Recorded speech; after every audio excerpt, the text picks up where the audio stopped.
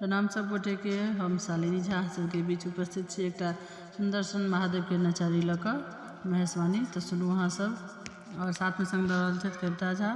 तो सुनै जाओ और आशा जे नीक लागत अहाँ सबके। विद्यापति के रचना अछि। धन्यवाद।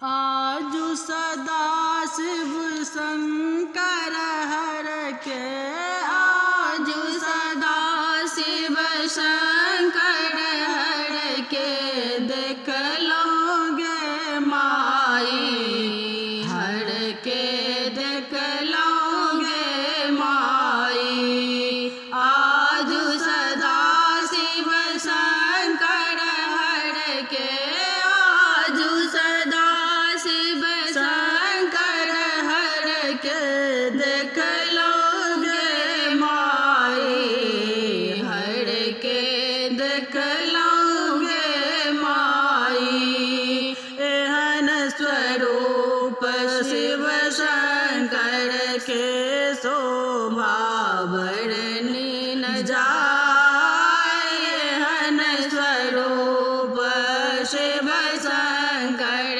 के, शोभा वर्णि न जाय। हिनकर बयस परम लघु देखल, हिनकर बयस परम लघु देखल।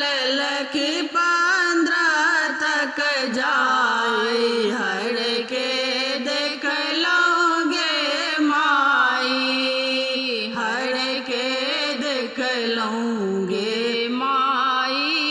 आजु सदा शिव शंकर हर के, आजु सदा शिव शंकर हर के, देख लोगे माई हर के, देख लोगे माई। जो कियो हिनका बूढ़ कहत अछि, ओछत परम बताई। जे क्यों हिनका बूढ़ कहे अछि, ओछत परम बताई।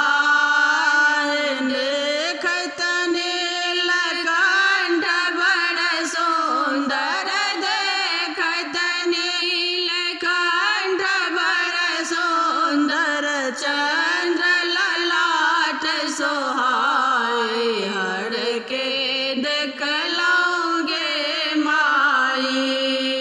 मस्तक ऊपर मध्य जटा में बैसल गंगा माई। मस्तक ऊपर मध्य जटा में बैसल गंगा माई।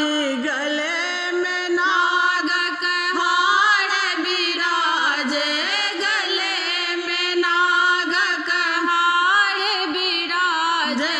अंग में भस्म लगाए हर के, देख लोगे माई हर के, देख लोगे माई। आजु सदा शिव शंकर हर के, आजु सदा शिव शंकर हर के, देख लोगे माई हर के, देख लोगे माई। मुंडक माल गले में शोभन, जटा के लट छिड़िया। मुंडक माल गले में शोभन, जटा के लट